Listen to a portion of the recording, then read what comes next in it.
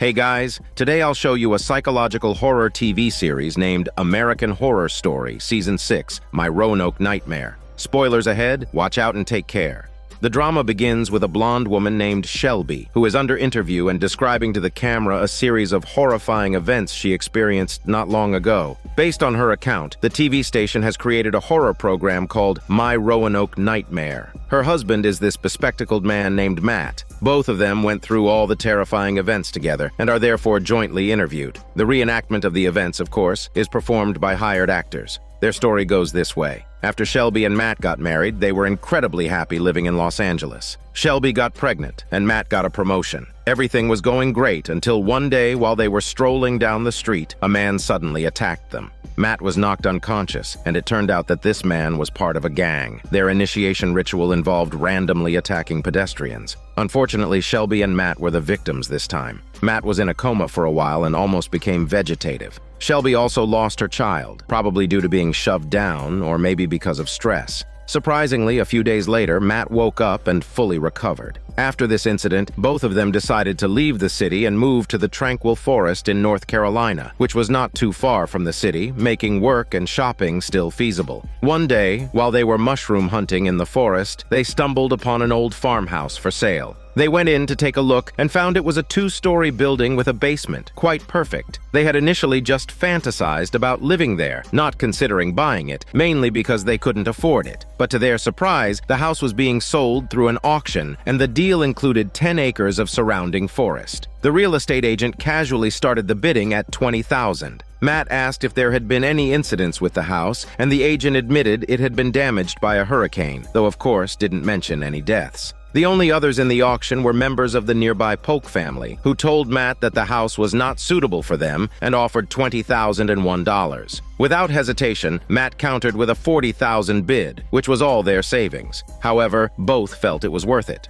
The scenes in the show are shot at the actual location where Shelby and Matt's real-life events took place, without any paranormal incidents, for reasons that would be revealed later. After they moved into the farmhouse, they began to experience various strange events. For example, one day it started to hail. Shelby was excited until she went out and saw that it wasn't hail, but teeth. Matt rushed back from work, but the teeth on the ground were already gone, so he thought that Shelby was hallucinating, possibly due to her being alone at home and stressed from her recent incident. Shelby didn't pay much attention to it. She didn't have a steady job, but was excellent at yoga and practiced it in her spare time, planning to open a yoga class in the future. The next day, Matt was out on a business trip, and bizarre events happened once again. Shelby saw two nurses in the house while she was home alone, but she didn't pay much attention. She decided to take a bath, and suddenly someone pushed her head under the water. The scene cuts to Matt racing back home and calling the police. However, the police didn't find anything around the pool. There were no fingerprints or footprints. Shelby said that she almost drowned, but suddenly the pressure was gone. She vaguely seemed to remember that the person who attacked her was wearing old clothes and holding a torch. That night, Matt also found a dead pig in the house. Now he began to suspect that what his wife was saying might not be made up. He wondered if the Polk family, who failed to buy the house, were seeking revenge. The next day, he installed cameras around the house. He also called his sister Lee to come and stay. Lee and Shelby weren't on the best terms, but Matt had to go on his business trip, and Lee was the only person he could think of as a bodyguard to his wife. Lee had graduated with a degree in criminal psychology and became a cop, but was unfortunately shot during a mission. Although her life wasn't in danger, she started taking painkillers to cope with the pain and became addicted. She was supposed to take 2 a day, but she was taking 2 every hour. Eventually, she became a bit mentally unstable and was fired from her job. Her husband, Mason, divorced her, and the court awarded him custody of their daughter, Flora. Even though Lee came to keep Shelby company, strange events kept happening. One night, a bottle of wine rolled to Lee's feet. Since Lee was trying to quit drinking, she thought Shelby was intentionally messing with her and confronted Shelby with the bottle of wine. Shelby was stunned, saying she would never do such a petty thing. The argument between the two escalated. Meanwhile, the security system on Matt's phone started to alarm, indicating someone had broken into their house. These people were holding torches and wearing ragged clothes, just as Shelby had described earlier. Matt quickly tried to call his wife and sister, but no one answered. They were in the middle of a heated argument when Lee heard some noise and told Shelby to be quiet because someone had come in. They hid in the basement, where they found a TV playing a video. The video seemed to be recorded by previous residents who appeared to be experiencing the same problems as Shelby and Matt and had wanted to document it with a camera. Meanwhile, Matt was panicking on his end, wondering why the two women weren't answering their phones. He bolted out of the door, ready to race home no matter the distance. Over at Shelby's, they heard a group of people leaving. They emerged to find the house adorned with tiny figures made from twigs, an eerie sight to behold. It was mind-boggling how this could have been accomplished in such a short span of minutes. When Matt returned, he reviewed the video footage and saw a person wearing a pig's head and another person documenting the events on camera. Matt was furious, suspecting the neighboring Polk family was behind it all, trying to scare them out of the house so they could buy it. Shelby, however, believed there was some supernatural force at play, as it would be impossible to hang so many figures in such a short amount of time. A dispute arose between them, and Shelby, in a huff, decided to leave on her own. On her way, she hit someone with her car. The old lady got up after being knocked over and walked into the forest as if nothing happened. Shelby was taken aback. She chased after her as she muttered that this wasn't right and the old lady should be taken to a hospital. During the interview, Shelby confessed she felt like an idiot for not knowing what she was thinking. Once she entered the forest, she felt lost and couldn't find her way out. She saw the sky filled with tiny figures, and then a group of people holding torches appeared. Under the lead of an old woman, they burned a person alive. Shelby took this opportunity to escape and ran straight into Lee, who was driving to find her. Shelby fainted from exhaustion, and when she woke up, she told everyone about her experience, but nobody believed her. The next day, Lee's ex-husband, Mason, brought their daughter Flora over to help develop their relationship. Even though Mason had custody, it was only right for Flora to spend occasional time with her mother. Upon entering the house, Flora could hear a child named Priscilla talking and quickly became friends with her. Later that night, Shelby heard some noises outside and went to investigate with Matt. They came across a horrifying scene of a person with a pig's head being sacrificed. Matt immediately called the police, who promised to look into the Polk family and find out who was behind these pranks. Back at home, more strange incidents continued to occur. Matt received a mysterious call from someone pleading for help, even though the telephone line was not connected. Then, in one of the rooms, he saw two nurses who had shot an elderly woman. They also sprayed an M on the wall, definitely not for McDonald's. Matt was scared out of his wet pants and called the police again.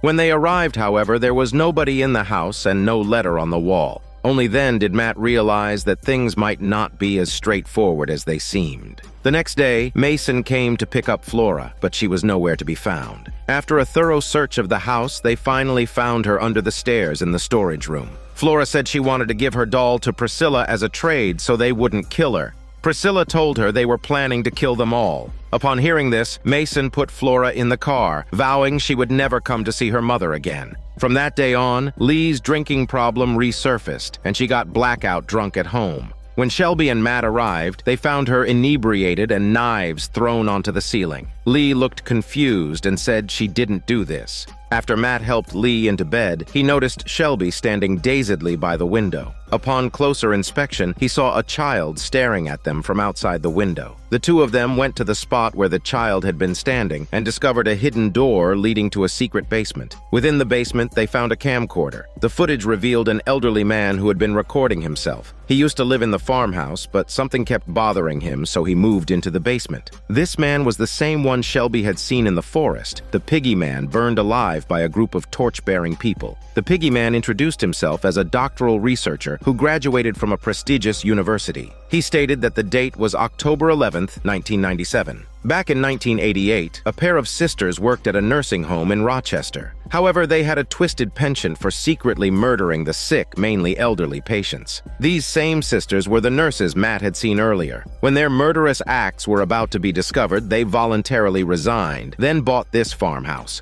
Before the two sisters moved in, the house had been vacant for 15 years. The last tenants were a couple with two daughters who lived there briefly before abruptly leaving all their possessions behind. After moving in, the sisters transformed the place into a nursing home, specifically for those near death who desired a final resting place. Strangely enough, they were selective about their occupants. They chose based on the first letter of their names. The goal was to use the senior surnames to spell out words they liked. For instance, after murdering an old man named Roger, they would write an R on the wall. Eventually, the police caught on. When the officers arrived for investigation, the two twisted sisters had already fled, leaving behind an unfinished string of letters spelling out a word for murder, missing an R. The farmhouse was later renovated and sold again. Oddly, no matter how much wallpaper was put up, the word would always resurface. Only then did Matt realize that when he had previously seen the two sisters, they had spray-painted an M on the wall. He took Shelby back to that room, and upon peeling off the wallpaper, sure enough, they saw 5 bloody letters appear. This confirmed that everything the Piggy Man had said was true. As they continued watching the recording, the Piggy Man revealed that the sisters hadn't escaped. Rather, before they could finish their word, something even more sinister found them. This entity was omnipresent, possibly in the forest or in the farmhouse. The Piggy Man was now intending to return to the farmhouse to discover what these things truly were. The footage on the recording shifted, and once again the Piggy Man found himself in the farmhouse where he had encountered something mysterious. Suddenly, with a loud bang, the door swung open by itself. Bloodied kitchen knife was stuck on the door. It seemed the farmhouse was no longer a safe place to stay. The two of them sought out the real estate agent to request a refund but were harshly denied. Just then, Lee, behind Mason's back, secretly brought her daughter Flora back home. This was against the law. If Mason reported her, she would end up in jail. Lee protested fervently that she was her mother and she had the right to see her daughter. In order to prevent Lee from going to jail, Shelby immediately informed Mason, pleading for understanding, which he eventually granted. Meanwhile, Flora, by the window, saw a child beckoning to her. This child was her friend, Priscilla, as she would call it. Just like that, Flora mysteriously vanished. Despite their exhaustive search in the forest, the three of them couldn't find her. They only found her clothes on a tall, dead tree. By far, what is shown in this episode is from the TV show My Roanoke Nightmare, but it's also based on the real events experienced by Shelby and Matt. So, how did Flora's clothes end up hanging on the tree? What really happened in the farmhouse? The story continues right from Flora's disappearance.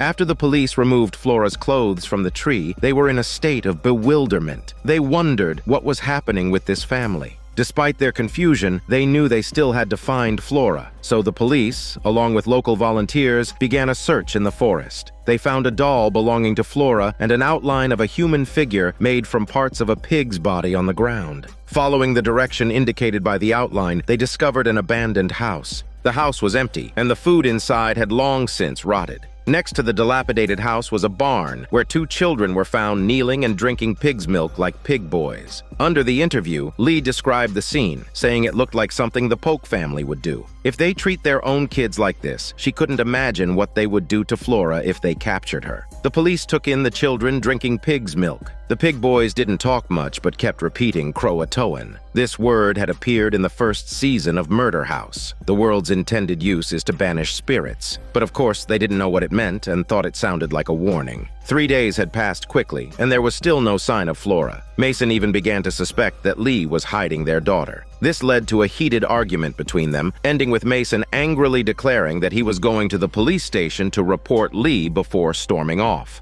Later that night, a more terrifying event occurred. The police discovered a body and urgently called the 3 to come and identify it. Lee was horrified, fearing it might be her daughter. To their shock, they found a man who'd been brutally sacrificed. A ring was found on the body, which Lee identified as belonging to her ex-husband, Mason. The body was indeed Mason's. Matt reviewed the surveillance footage and noted the date shown was September 30th, 2014, which was in the summer. However, the filming of the show, My Roanoke Nightmare, took place around spring 2015. This meant that the show used the real surveillance footage. The footage showed that Lee left the house 15 minutes after Mason and returned 4 hours later. Shelby suspected Lee of secretly murdering Mason to gain sole custody of Flora. Lee overheard Shelby's accusations, leading to another argument. However, Lee never explained why she had left in the middle of the night or where she had gone. This ambiguity set the stage for subsequent developments in the story. At this point, a man named Cricket entered the house to flex his cane.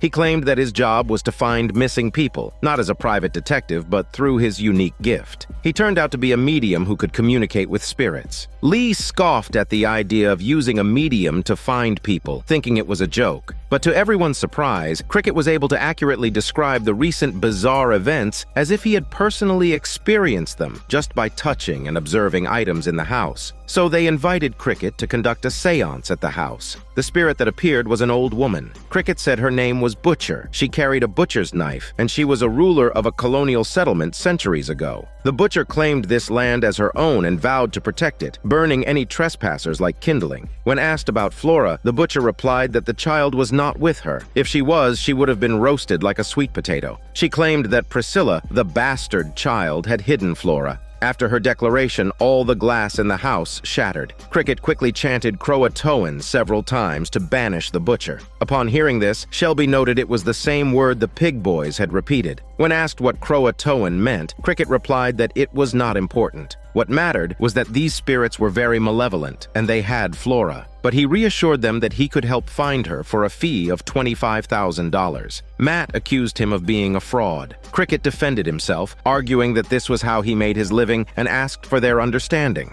Matt and Lee angrily sent Cricket and his annoying cane away. As he left, Cricket whispered to Lee that her first child wanted him to ask her why she had given up looking for her. It turned out Lee's first child who had likely gone missing as well. The scene changes, and Lee begins to tell her first child's story. As it turns out, she was kidnapped at the age of 4, a fact that Lee had kept buried deep in her heart. The fact that Cricket knew about this proved that he indeed had the ability to communicate with spirits. So the next day, Lee gave Cricket the money, asking him to help find Flora. It seemed that Lee had indeed led a very difficult life. Cricket said that after he was driven away the previous night, he had wandered around the forest, hoping to understand more about the butcher's history. He did indeed make some discoveries. The butcher's Christian name was Thomason, and her husband was the governor of the Roanoke colony. When the colony faced difficulties, her husband returned to England to gather supplies. Before leaving, he entrusted Thomason with the power to look after the colonists until his return. As food supplies dwindled and the colonists were near starvation, some people stood up and tied up the butcher, intending to seize power. This group abandoned Thomason in a barren place. Just as she was on the brink of death, a witch appeared and saved her. In exchange, Thomason offered her soul to the witch. Thomason then took on the name of the butcher, returned to the camp with a cleaver, and killed the power usurpers. However, she spared one of them, her son, who had been forced to seize power. After dealing with the traitors, the butcher decided not to wait for her husband's return, instead leading the colonists to migrate inland. That's how they ended up at the farmhouse. This was based on real historical events, the famous mystery of the disappearance of the Roanoke colony, which remains a mystery. The story here has been adapted to suggest that the disappearance was due to migration. Before the butcher left, she left a clue by carving Croatoan into a tree. Historical accounts describe that when her husband returned, he couldn't find anyone but saw the word Croatoan carved into a tree. He thought it was Croatoan Island, so he led a group of people to the island. But they encountered a hurricane, and the search for the colonists was abandoned. This hurricane was hinted at when Shelby and Matt bought the farmhouse. Back to the story, it can be said that the land that Shelby and Matt now own is the butcher's territory. For this land, the butcher would kill all of them. So Cricket led the three of them into the forest again. Under Cricket's medium abilities, they negotiated with the butcher. Cricket said that as long as Flora returned safely, they would leave and never come back. At this moment, Matt disappeared. Shelby went to find him. Under the interview, Matt claimed he didn't remember slipping away, a fact that would forever torment him. It turned out that when Shelby found him in the forest, he was flirtatiously engaging with a strange woman. This strange woman was actually the witch who saved the butcher. During the interview, Lee stated that Cricket had already made an agreement with the butcher, but when she turned around, the two were gone. She searched the forest for them, only to find Shelby returning to the farmhouse, angry and alone. An hour later, a very confused Matt also returned, with no memory of what he had done. Meanwhile, Shelby disclosed to the police that Lee had taken the child privately and suggested that she could have potentially killed Mason. The police then took Lee back to the station for questioning. Upon returning to the house, Matt once again explained his amnesia, which Shelby, considering recent odd events, chose to believe. He suspected that Matt was under some mysterious influence. That night, several people wearing pig heads burst into the house, intending to kill Shelby and Matt. Just in time, a man appeared and saved the two.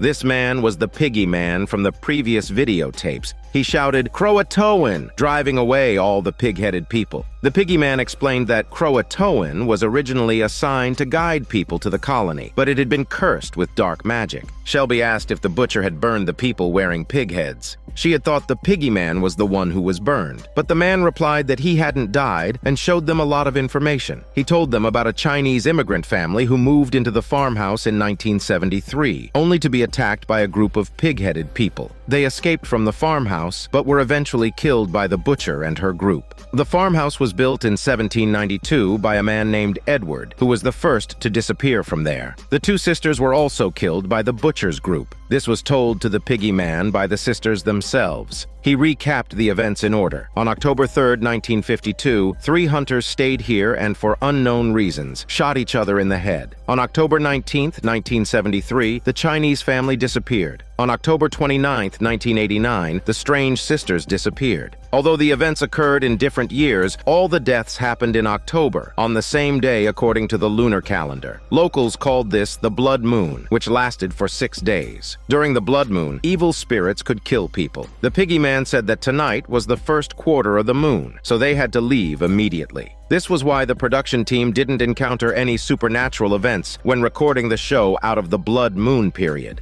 As they were about to leave, the witch appeared again, starting to bewitch Matt. Not only that, the 3 hunters who had shot each other also appeared. It seemed the spirits were breaking through the barrier between the worlds. Suddenly, Matt noticed that Flora was playing with a group of ghosts. Just as he was about to take her back, the Polk family rushed out and wounded the piggy man. Matt quickly pulled Shelby back to the farmhouse, where they found Cricket waiting for them. Cricket said that there was a witch in the forest, and the butcher's reckless killing was because of her bewitchment. To get Flora back, they had to give the witch something she wanted. It's Matt. Shelby was stunned that her handsome husband was targeted by the lustful witch. Cricket said the witch was incredibly powerful, and the witch even showed him a story. It turned out that after the residents of the Roanoke colony moved here, they lived in abundance. However, the butcher kept offering live human sacrifices. Over time, the butcher's son disagreed, telling his mother that she was deceived by the witch. If she continued to kill, they would leave her. Under the bewitchment of the witch, the butcher pretended to agree, but then poisoned her own tribe and killed them one by one with a cleaver. She declared that this land was theirs, to be nurtured by their blood. She swore to protect it forever and ever, and sacrificed her life to the witch. In this way, all the people of the Roanoke colony died here, becoming ghosts that guard this land for eternity. Cricket said he had to go back and get some things.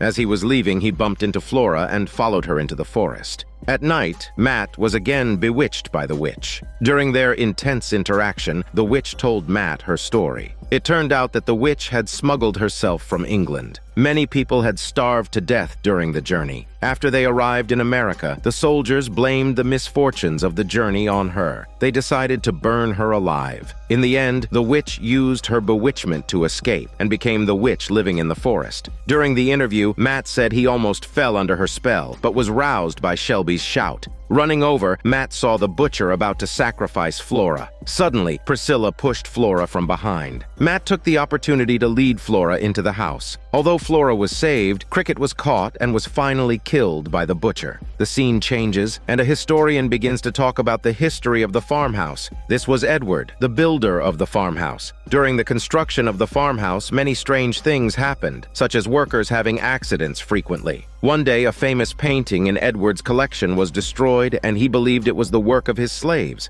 As a result, he starved them to death in the basement. During the blood moon, Edward was killed by the butcher, and the slaves in the basement all turned into skeletons. At this point, Matt called the police, and the 3 prepared to hide. However, all the ghosts made their appearance. The Chinese family, the hunters, and the pig-headed people all began to attack them. The trio finally hid in the basement. Just then, Edward's ghost appeared, claiming he was a good ghost and would save them. He led them through a secret passage. Along the way, Edward said the butcher killed him and made into a spirit. Now he wanted to prevent her from killing them. Edward led them into the forest and then said goodbye and left. Unknowingly, the 3 walked to the broken house where they had originally found the pig boys drinking pig milk. Suddenly, the Polk family appeared and captured them. The piggy man, who was on his last breath due to torture, was also captured. He told them they had to escape or they would die when Mama Polk returned. As he spoke, Mama Polk arrived. It seemed she was the boss of the Polk family. She said they were partners with the butcher. Sometimes when the butcher and her mob ran short of sacrifices, they helped them find more. In return, the mob didn't disrupt their crops. The scene shifts to Lee being held at the police station for 48 hours, and due to lack of evidence, she was eventually released. She read a text message that her child had been found, but no one answered her calls. Lee had a bad feeling and called the police to take her back. At this time, Matt and Shelby were being driven back to the farmhouse by the Polk family. Suddenly, Matt found a gap to snatch a gun, which accidentally discharged and killed the driver. The three of them managed to escape.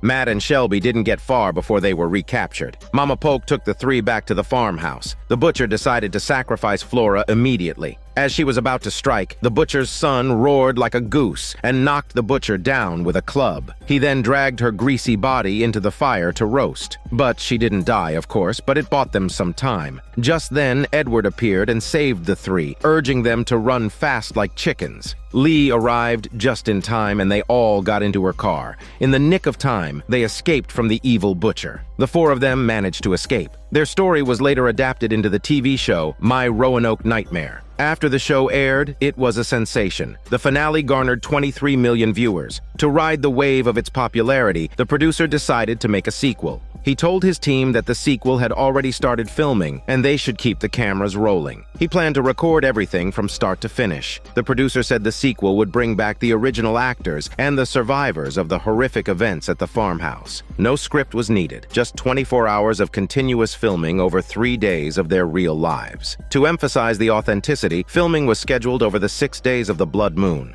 Senior executives said that some viewers questioned the show because the killer of Mason was never found. Many in the audience believed that it was Lee who killed Mason. This caused Lee to suffer in real life. Some viewers even sent her razor blades. Another problem was whether Shelby and Matt would be willing to return to the farmhouse. That place was their nightmare. For this reason, the producer first approached Shelby. She had broken up with her husband Matt because she had a fling with the actor who played Matt. Shelby agreed to film the second season because if filming took place, Matt would definitely go, and they would have a chance to reunite. The producer was delighted. All this was part of his plan. But Shelby said if she went, actor Matt could not come. That wouldn't be fair to Matt. The producer agreed, but then immediately notified actor Matt. After all, conflict boosts the show's ratings. After arranging the cast, they began to install cameras everywhere in the farmhouse, both visible and hidden. Everywhere you could think of, there was a camera. Even the Polk family's abandoned house was wired. They really thought of everything. The producer also brought in the actress who played the butcher and called her Actress Butcher. Due to her outstanding acting skills, she beat out numerous candidates during the audition and won the role of the butcher in the first season. The sequel started filming in October 2016, right in the middle of the blood moon. Actress Butcher gained quite a bit of popularity because of this show. However, she suffered from a mental disorder due to getting too into her role, often imagining herself as the real butcher. She even went around slashing with a knife on the streets. No matter how good her acting is, it would be too risky to employ her. The producer, therefore, terminated her contract and didn't cast her for the sequel. Actress Butcher was furious, saying she must play this role because they can't make a sequel without the butcher. As she said this, she began to act like the butcher, cursing at the producer in a tone just like the butcher's. Lee also agreed to participate in the sequel and wanted to clear her name through the show because after the first season aired, everyone suspected that she was the one who killed Mason, which disrupted her life. The scene switches to an accident that occurred on the set. A worker who was decorating accidentally sawed himself to death with a chainsaw. Despite this, the producer insisted on continuing the decoration. But his assistant couldn't stand it and challenged him that a man had just lost his life. They had a quarrel, and in the end, the furious assistant quit, even recording a video on the way, describing the producer as a terrible person, planning to sue him in court. On the way, she saw a man in old clothes. Realizing he was likely up to no good, she decided to ignore him and kept driving. The scene switches to the actress who played Shelby, who not only gained popularity in the first season, but also found her love. She and the actor who played Edward hit it off because of the show and got married. For convenience, we'll call the actress who plays Shelby as Actress Shelby and the actor who played Edward as Actor Edward. Soon after, the second season started filming. The show was named Return to Roanoke, 3 Days in Hell. Of course, what we're watching now is the show, but it was edited together from collected footage. Inside the farmhouse, actress Shelby and actor Edward were chatting when they suddenly saw a figure passing by the window. They went to check and saw actress Butcher smashing the window with a knife. It seems she not only came uninvited, but was also suffering from severe mental disorder. Actor Edward quickly informed the producer. Everyone sat down to discuss. They were all afraid that actress Butcher, in her deranged state, might actually harm them. The producer promised that if actress Butcher appeared again, he would call the police. Everyone finally settled down. While they were talking, Matt and Lee also arrived. Now, almost everyone was there. Many actors were not called, such as the child who played Flora or the person who portrayed the witch, etc. The producer made a speech saying that he had gathered everyone here to create a second miracle. If it was convenient, everyone could take out their phones and record. The producer told Matt that he and Shelby would stay in one room. Matt was taken aback and said no. Shelby then went to Matt to negotiate, hoping to reconcile with him. Their conversation quickly escalated into an argument. Lee also joined in the quarrel. The three felt it was inappropriate to argue in front of so many people, so they went upstairs. The others saw a blood-red moon outside the house, a truly remarkable sight. Matt suddenly appeared and said that the blood moon was coming. The others were all atheists, so they didn't take it seriously. Matt did not want to live with Shelby, so he moved to the basement alone. Shelby came to find him, still trying to reconcile with Matt. Matt said it didn't matter anymore because they would all going to die here. Shelby said maybe nothing terrible would happen this time since the producer had filled this place with cameras. But Matt dismissed her smelly bullshit, saying that having cameras had nothing to do with whether there were ghosts or not. Shelby said she came here because she wanted to go home with him. As Matt was turned on and about to kiss Shelby, someone knocked on the door. When the door opened, it was actor Matt. Shelby was also confused how he got here. Matt even rushed up to fight with actor Matt. The fight was very intense, attracting everyone's attention. Actor Edward pulled the two apart. Shelby cursed at the camera, knowing that it was the producer's idea to attract the audience. At the same time, actress Shelby had just taken a bath and saw a pig-headed man in the mirror. She screamed like a chicken and ran down. Actor Edward thought it was the producer trying to scare them, so he charged up angrily. But there was no pig-headed man, not even a trace of a pig. Suddenly, the ghost of the two sisters appeared and killed him in a few strokes. Actor Edward could tell that the real ghost of the sisters was very different from the show. At this time, Matt discovered that the word murder was completed on the wall, so this R refers to actor Edward. Matt told everyone about this discovery. At this moment, in the recording studio not far away, the producer was watching real Matt and actor Matt fighting, laughing his beard off. He kept saying, "Fight, fight harder. The more you fight, the higher the ratings." While the two were eating, the cameraman discovered the scene where actor Edward was killed and quickly told the producer, who said it's impossible because he didn't arrange this plot. But they did see a large pool of blood on the ground. The two were about to check the replay when someone knocked on their door. The producer went out to see and found a staff member had been stabbed. Suddenly, actress Butcher jumped out to flex her big cleaver before killing the producer without mercy. The cameraman was so into the show that he didn't run away and ended up being killed too. It seems that actress Butcher really considered herself the butcher. Inside the farmhouse, everyone could not find actor Edward anywhere. All they found was a pool of blood on the bathroom floor. Even the body was missing. Meanwhile, in the basement outside the farmhouse, actress Butcher addressed the camera, saying the producer only signed her for 3 episodes in the last season, but she performed in 5. This was unfair to her because everyone wanted to see her, and she was an Oscar-winning actress. Indeed, this actress had won an Oscar for Best Actress. As she spoke, the torch suddenly went out. When it lit up again, there were small figures made of twigs hanging all around her. For the sake of the show, the producer had even set up a confessional booth in the farmhouse. Actor Matt entered and revealed a secret to the viewers, saying he was sent here to stir things up. He then showed a necklace, claiming that it's a wearable camera, offering close-up footage. Meanwhile, Shelby was tearfully speaking to the camera when actress Butcher suddenly appeared behind her, flexing her big knife again and declaring them to leave her territory. Startled, Shelby asked if she was acting high and dry, but actress Butcher ignored her and slashed her neck with a knife. Just as actress Butcher was about to finish off Shelby, actor Matt intervened, knocking actress Butcher to the ground. After comforting the wounded Shelby, actor Matt turned around to see that actress Butcher had quietly slipped her chubby body away. Facing the camera, actor Matt told the production team to stop filming and call an ambulance, but no one listened. So Lee, actress Shelby, and actress Lee exited through a secret passage, aiming to find the mobile recording studio. Unsurprisingly, the producer had installed cameras there too. Actress Lee filmed with her phone while cursing that she was going to gather evidence and sue the TV show into bankruptcy. Suddenly, a figure appeared in front of them. It was hard to make out the figure's face, but judging from the hairstyle, it looked like the ghost of Edward. Actress Shelby thought it was actor Edward and was about to approach, but Lee pulled her back, warning that it wasn't actor Edward but a ghost. She then fired her gun at the figure. After Edward fell and then got up again, the trio was so frightened that they ran off, unknowingly entering the forest. Lee asked them if they still thought all of this was fake. Inside the farmhouse, Matt reiterated that he and Shelby's marriage had reached its end, and anything they did would be in vain. He felt as if his soul was still trapped in the forest, and that's why he decided to return here with the aim of retrieving his lost soul. In the forest, the trio finally found the recording van, but only discovered 3 bodies lying on the ground. Suddenly, actress Butcher leapt out, flexing her big knife, only to be shot down by actress Lee. The 3 hastily retreated deeper into the forest. Actress Shelby, facing the camera, wailed as she felt something like bird droppings on her face. She paid it no mind until actress Lee noticed and asked if she was bleeding. Looking up, actress Shelby saw actor Edward hanging from a tree, his blood dripping down.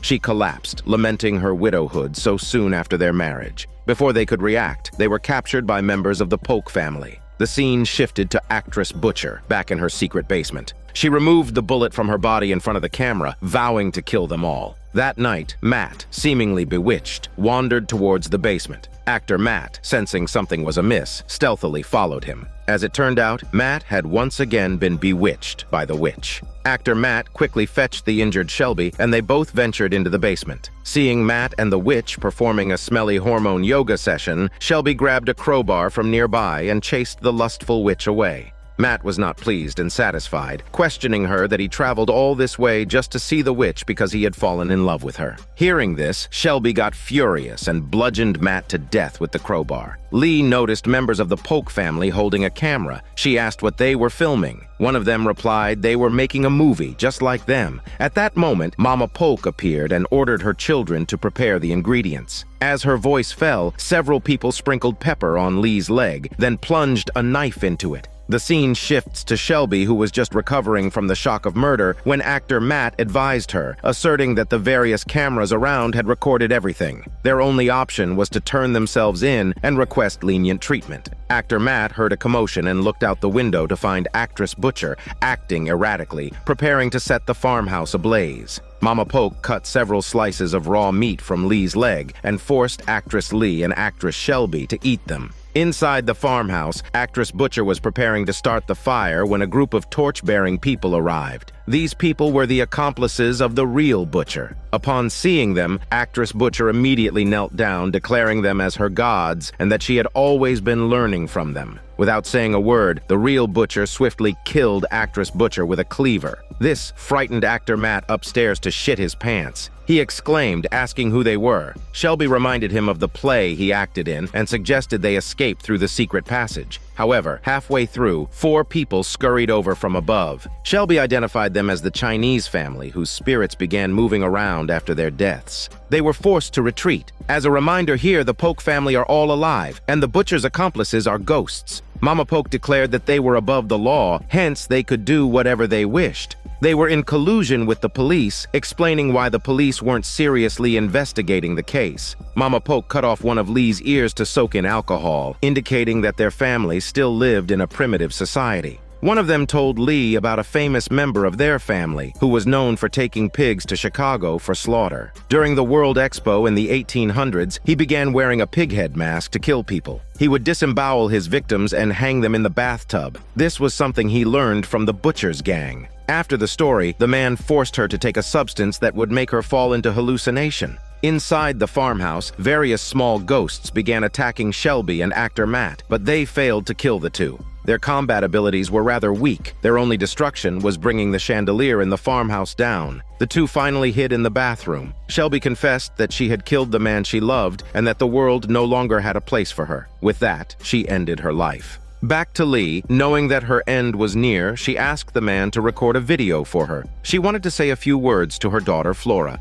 In the video, Lee confessed to her daughter that it was her who had killed her father. She loved her and couldn't just watch Mason take her away, and she didn't ask for her forgiveness. After recording the video, Lee began to seduce the man, pulling off a final counterattack and miraculously escaping. Unexpectedly, she even managed to kill Mama Polk and save actress Shelby. They ran back to the farmhouse through the tunnel, and on the way, they saw Matt's corpse. Back at the farmhouse, they saw the only surviving person, actor Matt. Actor Matt described everything that had happened, but Lee didn't believe that Shelby could have killed her husband Matt, accusing actor Matt of lying. Therefore, he was thrown out of the house. Actor Matt was soon killed by a pig-headed person. The night passed in a daze, and the only survivors were Lee, actress Shelby, and actress Lee, whose whereabouts were unknown. Just as Lee and actress Shelby were about to leave, they saw a person wearing a pig mask standing outside the door. He removed his mask, revealing it was the actor Dylan, who was supposed to play the butcher's son. It turned out Dylan was also arranged by the producer. What a surprise! At the same time, 3 more daring individuals enter the forest. They are members of an adventure association who came to revisit the Roanoke Nightmare. However, it seems that they are here to experience death. Their recording equipment is extensive, revealing some previously unknown details. In the forest, they encounter a limping woman in green, constantly muttering where her car was before running away. The trio begins to chase her, but instead of catching up, they find an overturned car. To their shock, the woman they'd just seen is inside, already dead and cold. It's clear they're dealing with a haunting. Inside the farmhouse, Dylan explains that he's following explicit instructions from the producer. He's supposed to wear the pig mask and enter at the right moment, essentially providing comic relief for the audience. When asked if he drove there, Dylan says no, he took a cab. When asked if he brought his phone, he says no again, explaining that the producer specifically told him not to. Dylan also wears a portable camera around his neck. Seeing Lee missing an ear, he comments on how realistic the makeup job is, as if the ear has genuinely disappeared.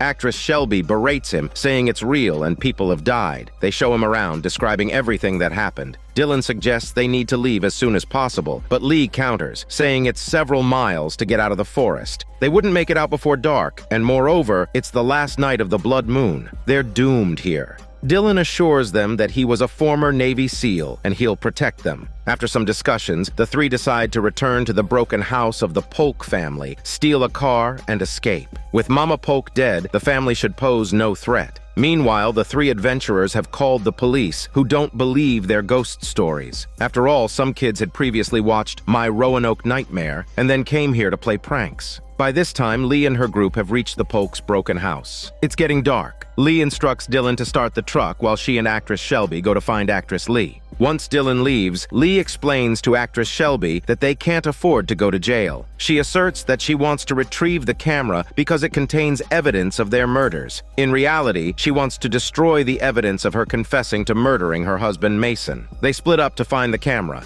Actress Shelby finds a gun in the place where Lee was tortured before and also discovers the tied-up actress Lee, rescuing her. Meanwhile, Lee finds a camera in the room where she killed Mama Polk. She's never used one before and doesn't know how to delete the footage. Just then, she hears the sound of Dylan starting the truck and becomes anxious. Actress Shelby doesn't find the camera and decides to get actress Lee out of there. Just as they're about to leave, a man enters, threatening to torture them slowly. Actress Shelby raises her phone to record this, planning to use it as evidence later. She dares him to repeat his threat, which he does. Without hesitation, actress Shelby shoots him, reassuring actress Lee that it's self-defense and she has evidence. With that, she pulls actress Lee away, making their escape. Meanwhile, Dylan starts the truck, only to be stabbed in the back. The killer was the fat member of the Polk family, and another Polk family member was by his side. The video camera that recorded Lee confessing to killing her husband was in his hand. At this moment, the butcher and her crowd were also rushing here. Seeing the situation deteriorating, the fat man took off in the truck. The man holding the camera in his haste left the camera next to Dylan's body and fled. Actress Lee and actress Shelby arrived just in time to pick up the camera next to Dylan's body and run. They had no choice but to return to the farmhouse without Lee, who had disappeared. Actress Shelby despaired, saying even the Navy SEALs got killed and they wouldn't live long. Actress Lee comforted her, encouraging her not to give up.